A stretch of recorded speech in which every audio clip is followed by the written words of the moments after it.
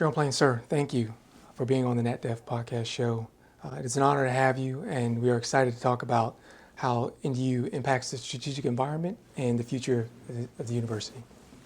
We would like to begin with a couple of introductory questions first. Could you briefly summarize your career leading to your current role as President of National Defense University? How much time do we have? As much as you need. Now, look, I was raised in an Army family, then went to the Air Force Academy, came into Air Force Special Operations as my first operational assignment, so I kind of think of myself as joint from birth. And then from there, after my first operational assignment, I went to the College of Naval Command and Staff up in Newport, Rhode Island, down to the School of Advanced Air Power Studies in Montgomery, Alabama, so a good joint education at that point. And then off to my first of 6 assignments in Washington, D.C., this one on the Air Staff in Strategy and Policy. And from there, I returned back to Special Operations for Squadron Command as an 05. Back to D.C., this time for a War College Fellowship, a National Defense Fellowship at one of the think tanks here in D.C., the Center for Strategic and International Studies. And then off to my first full joint assignment, which was at U.S. European Command in 2005, 2006, as the chief of the Joint Interagency Coordination Group. So I worked with colleagues from the State Department, the Federal Bureau of Investigation, and Treasury Department. And then, no surprise, back to Washington, D.C. yet again, in a new organization that was called the Joint Improvised Explosive Device Defeat Organization. It was really focused on trying to help reduce and mitigate the effects of the roadside bombs in Iraq and Afghanistan. From there, went into my first of 2 06 commands as an operations group commander out in New Mexico, and we were just changing the mission from a fighter community over to a special operations community. So that was a very interesting time to get that whole new mission stood up out at that base. A couple of years later, I was the wing commander of the 1st Special Ops Wing at Hurlburt Field. Forces deployed around the globe, quite frankly, and then promoted to 1-star from that job, and then off to U.S. Central Command, where I was the deputy director for special plans under General Mattis. So that was professional development every single day for over a year and a half, and learned a tremendous amount in that assignment, both in terms of content, but also how to present yourself as a general officer. From there, back to DC, into OSD Middle East Policy, which for me I think was one of the most developmental assignments of my entire career, and happy to talk more about that later. Off to U.S. Southern Command, so now in the 3rd of my 4 assignments at U.S. Regional Combatant Commands as the Chief of Staff there. Back to Air Force Special Ops as their Deputy Commander. Back to Southern Command as the Deputy Commander there. And then from there, honestly, I thought I was going to retire, and then I was asked, what do you think about NDU? And I told the Vice Chief of Staff of the Air Force, Vice Chief, that would be a dream job. And here I've been for the last 43 months, and it's been a dream job. That's a fascinating career. Can you explain the components of NDU and their respective mission or roles in educating military and civilian government leaders? Sure, I'd be happy to do that. And since you're watching or listening to this, ladies and gentlemen, you probably have access to the internet, so I would also encourage you to go visit our website, www.ndu.edu. And you can find far more information than you're going to hear from me. But basically, we have 8 different components here at the National Defense University. 5 colleges, a research arm, an international student management office, and a senior leader education program as well. So the 5 colleges that all offer a master's degree in residence along with Joint Professional Military Education Level 2 certification. The first of those is the one that you're very familiar with, the College of Information and Cyberspace, right? And they're focused on exactly those things, how cyberspace, how information and information warfare are put to use in pursuit of national security objectives, and how to really try to counteract those who are trying to use them against our country and our allies and our partners as well. The next college is the College of International Security Affairs, and they're focused on irregular warfare and counterterrorism to some extent. The third is the Dwight D. Eisenhower School for National Security and Resource Strategy. Just rolls off the tongue. Used to be called ICAF, the Industrial right, College yeah. of the Armed Forces, but later President Eisenhower, he was both a student and an instructor at that school, so over a dozen years ago we renamed the school in his honor. But they focus on logistics and supply chains, the defense industrial base, things that have been in the news so frequently and that we've all come to understand are really important for our national security. That's our largest in-residence program for our year-long master's degree program with about 300 students a year. We also have Joint Forces Staff College, which is not located here in Washington, D.C. It's in Norfolk, Virginia, down on the Naval Support Activity Hampton Roads.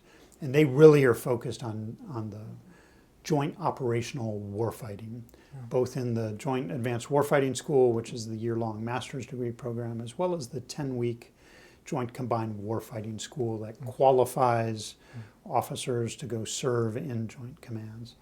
And then the fifth college is the National War College, and that's exactly what you think it would be. We educate about 200 students a year through that program, really at the grand strategic level, thinking about national strategic objectives and then how you translate those down into actionable plans at the operational and strategic level. Our research arm is the Institute for National Strategic Studies, first-class researchers, broken down into 4 different centers. We have a center for the study of Chinese military affairs. We have a center for strategic research. We have a center that is focused on countering weapons of mass destruction.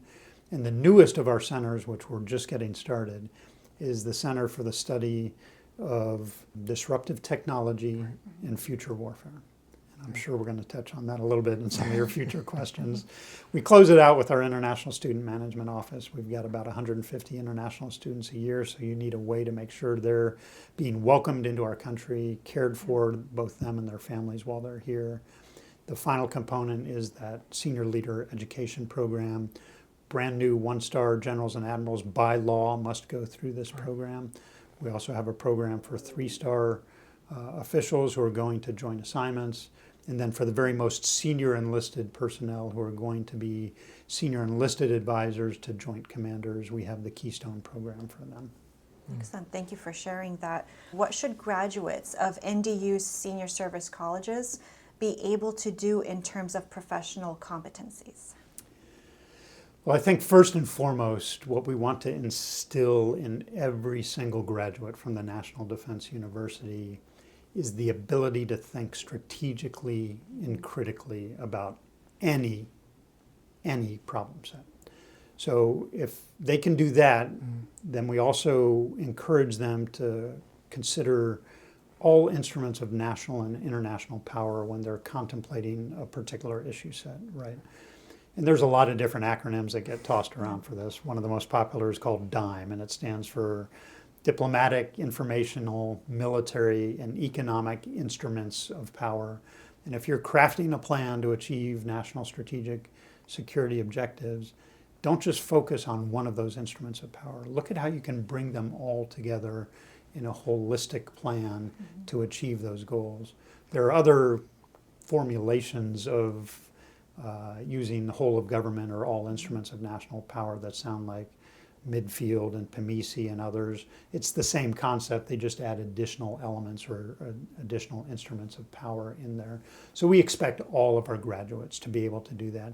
We also have 5 institutional learning outcomes that every one of those colleges needs to ensure their students are achieving. And one of those, of course, and chief among them, is the fact that we're fostering the ability to work in a collaborative environment, not just with other uniformed military personnel from the United States, but from our partner nations and allies, but also amongst the interagency, State Department, Commerce, Treasury, Homeland Security. We have more than 30 federal agencies who send students to the National Defense University every single year. So learning how to work together is really important. I've already mentioned critical thinking. That's another one of our institutional learning outcomes. And then we expect every graduate to be able to create strategic and policy options for senior leaders to consider regarding national security issues. And then not only do you have to be able to develop those options, but you've got to be able to communicate them concisely and clearly to the decision makers.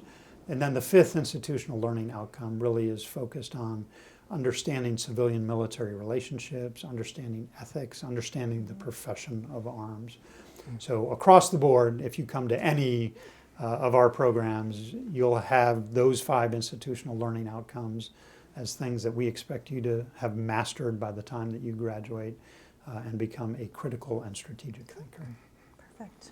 Well, sir, thinking about your points there about the strategic environment, we'd like to transition to NDU and its impact on the strategic environment. I'd like to start with how you would describe the strategic environment and its relationship with professional military education.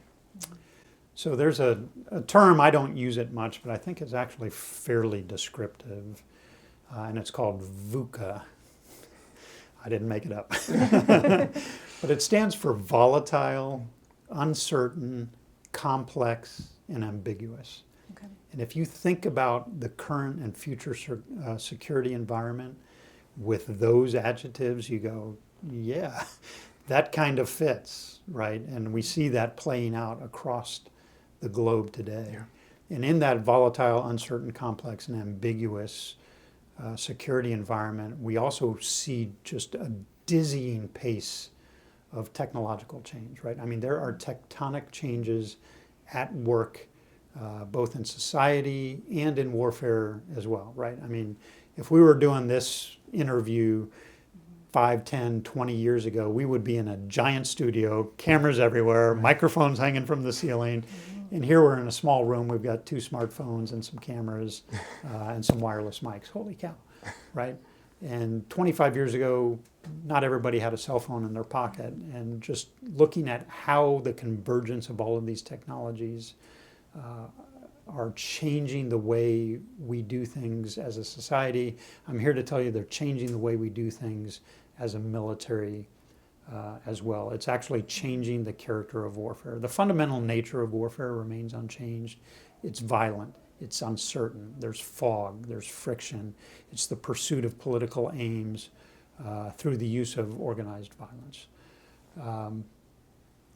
But on top of that, you put this technological change, and the way that you conduct warfare is really changing, I think, at a dizzying pace. You need look no farther than the conflict between the unprovoked aggression of Russia against Ukraine to see how that is changing at such a rapid pace.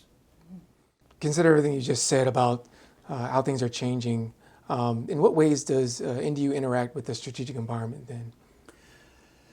Yeah, of course, our graduates are going to leave the cocoon of the National Defense University and take all of these ideas that we've exposed them to in the classroom and that they've had an opportunity to think about and digest and fit into their own worldview. And they're going to have to go out and do that work, either at the tactical level, at the operational level, at the strategic level. So that's direct interaction in that strategic environment on a daily basis. But I mentioned this briefly earlier. I think one of the great strengths for the National Defense University, in addition to a world-class faculty, in addition to our location here in Washington, D.C., that provides so much access to so many senior leaders across the U.S. government, but across our partners and allies as well. But it's the composition of our student body. So every year we put about 700 students a year through one of our 11-month-long in-residence master's degree granting programs. So there's one thought for you. You're doing a master's degree in 11 months. Buckle up. This is a serious program. But when you look at the composition of those 700 students, and I almost look at it as a pie with 6 equally shaped pie wedges. Half of the pie, 3 of those wedges, are U.S. uniformed military, equally split between land forces, the Army, Air and Space Forces, and sea services, U.S. Navy, U.S. Marine Corps, U.S. Coast Guard. The other half of the pie, one wedge is Department of Defense civilians. Another wedge is interagency, U.S. federal agencies. Like I said, 30 different federal agencies send students here every single year. The State Department sends the most, about 50 students a year. And then that final pie wedge is the international fellows. Again, 150 from about 80 different countries this year. And one tiny little sliver is our private sector fellows program. So Congress gives National Defense University the authority to bring in students who are actively employed in industry. For the most part, we put them in our Eisenhower School where they can really amplify the studying and the work that we're doing on defense industrial base and supply chains. So if you come to NDU, those are the folks you're going to be rubbing shoulders with and learning from during your year here. Sir, so it sounds like you've already kind of alluded to the next question here. Based on your experience and some of the things that you're hearing back from alumni and your engagements as you travel, what kinds of impact does the university have on the strategic environment then? You know, I think we shape not only the thinking of our graduates, but also a lot of other thought leadership I think we drive. Part of that is through our research arm, through the Institute for National Strategic Studies. Part of it's through our faculty research and publications as well. Many of our faculty are called upon to do other podcasts, other interviews, write pieces for journals. So I think there is a really strong impact. And then of course we have a lot of interaction with not only U.S. Joint Professional Military Education institutions at the service level, but also with our international colleagues and peers as well. And there's a great exchange of both ideas and information that occurs when we do that. Based on your experience as NDU's president and your interactions among other professional military education institutions, where is PME heading? So I think for the United States, professional military education's future is being clearly outlined and delineated by the Joint Staff, specifically the Joint Staff J7 that is responsible for training and exercises and professional military education. And where we're headed is outcomes-based military education. So when you think about the triumvirate of inputs, outputs, and outcomes, the easiest thing to measure is inputs. You know how much money you're spending, you know how much time you're spending, you know what the resources are that you're committing to a project. I would say the next easiest thing, or the second hardest thing, depending on how you care to look at it, to measure is the outputs. So you know what those inputs generated, right? So for us, it generates almost 700 graduates a year with a master's degree in hand, but it also graduates another 1,500, 1,500 students from our shorter certificate programs every single year. The hardest thing to measure truly is outcomes. And one of the reasons why is because it takes time for those to manifest, right? So our graduates will leave here, they'll go on to their next assignments, either in the U.S. military, in the U.S. federal government, or back in their home country. Many of them will get promoted to the next rank. Many of them will go command. Many of them will go to high-level staffs. And then the work they do over the next 1, 2, 5, 10 years is really how we judge the effectiveness of our programs. But it's difficult to measure, and it takes time to do. I think in addition to just outcomes-based military education, another important aspect, and you can find this codified in probably the best 12 pages that have ever come out of the Pentagon on this subject, the Joint Chiefs of Staff Vision and Guidance for Talent Management and Professional Military Education. It was published in May of 2020. It's under revision now. But inside of that vision, the Joint Chiefs outline a 4-element framework for talent development. And it's training, education, and they're different, exercises / experience, and self-improvement. Wash, rinse, repeat. You're going to go through this cycle of those 4 elements multiple times in your career, either in the military or in the federal government or in your host nation of our allies and partners. So I think between those 2 things, that really maps out the future of where we're going with professional military education. And thank you for sharing your insights on that. Moving in that direction, what are the basic components of the NDU strategic plan?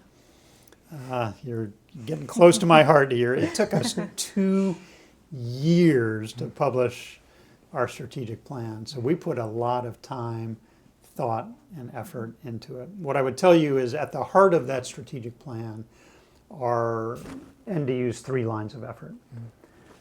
Line of effort number 1 is to enable student, alumni, and stakeholder success. That is our raison d'etre. That's why we exist. But we also have 2 other lines of effort that contribute to that. And the second one is to improve our university. And the third line of effort is an investment in ourselves, and it's to develop our team. Those are intentionally very broad lines of effort. But what I tell our team is, if you're doing something that you can't fit under one of those 3 lines of effort, stop doing it. Right. Find something that does fit in those 3 lines of effort and go do that. But we also wanted the strategic plan to be both inspirational and aspirational. So we set a few aspirational strategic initiatives in there as well, 3 of them to be precise. One of them is the need for a wargaming center and cyber lab. Every service war college has some type of wargaming center. We have a small hallway here at NDU. They do fantastic work. Please do not misread that. Our Center for Applied Strategic Learning, more than 80 war games a year. Most of them, the vast majority of them, are focused on students in the classroom and student learning. But we can do better. And we can do better with a dedicated space to do that. The second strategic initiative is focused on amplifying our distance learning program and looking harder at how we can create more certificate programs, stackable certificates that people can take modular chunks of our education over a longer period of time that would then result in the award of their master's degree as well. And then the third and final strategic initiative is continuing to revitalize our physical infrastructure and our technology infrastructure as well to really make it world-class. And then what types of activities have already occurred based on the strategic plan and subsequent implementation plan? I think we've made tremendous progress already. And our accrediting body, the Middle States Commission on Higher Education, challenged us really in a couple of their standards to do more and better on what we were doing. And some specific examples revolve around educational effectiveness assessment, around human subjects research. And for us, that's not testing of people. It's interviewing, kind of like this is, right? And making sure that our program really was in line with all standards, and it is. Our Institute for National Strategic Studies runs a very stringent program in that regard. We've received additional funds both from the Pentagon as well as directly from Congress to work on the condition of our facilities here. We're a joint enterprise, which means no one service, Army, Navy, Air Force, Marine Corps, Space Force, has a vested interest in all of the NDU enterprise. So we rely heavily on the Joint Staff and on the Office of the Secretary of Defense to help us get the resources we need to ensure the facilities are up to the standards they need to be and that they remain that way as well. Well, sir, this brings us to the closing here. Thank you for outlining everything so well. I really appreciate all the insights.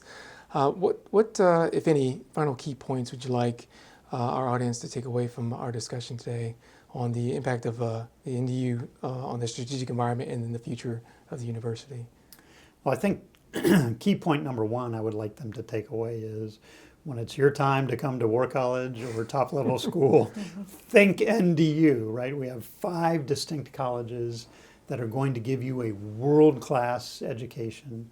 Our locations are important. So 4 of those 5 colleges located right here in our nation's capital, where you have access to so many senior leaders, as I mentioned before. In the last academic year, our students heard from 3 heads of state. Right, so the president of Mozambique came and spoke to our students. The president of Guyana came and spoke to our students. The president of Ukraine came and spoke to our students. We've heard from the chairman. We've heard from so many other folks that it's just much harder to get to some of the other locations, but many people pass through Washington, D.C., and it's a first-rate education. And then for our 5th college down in Norfolk, Virginia, they're located in the operational hub of U.S. military activity on the East Coast. You have the tremendous naval base at Norfolk. You have Langley Air Force Base there. You have Army facilities there as well. So those locations are really important for the educational experience that our students are going to have. And then I would also offer that the strategic advantage that we really seek to achieve is in developing those thoughtful and critical strategic thinkers over time. And we do that through the seminar method that we have, where the instructors get in front of the students, and they're not just talking at the students, they're not just putting forth material, but they're challenging them with concepts to fit into their own strategic view so that when they graduate, they have a toolkit that they can use, reach into. Yes, I'm in the Air Force, so I'm going to pull out some of my Air Force toolkit here. But hey, I heard about this thing of all instruments of national power, so I'm going to grab me some Navy and some Army and some Marine Corps and some Space Force and some cyber.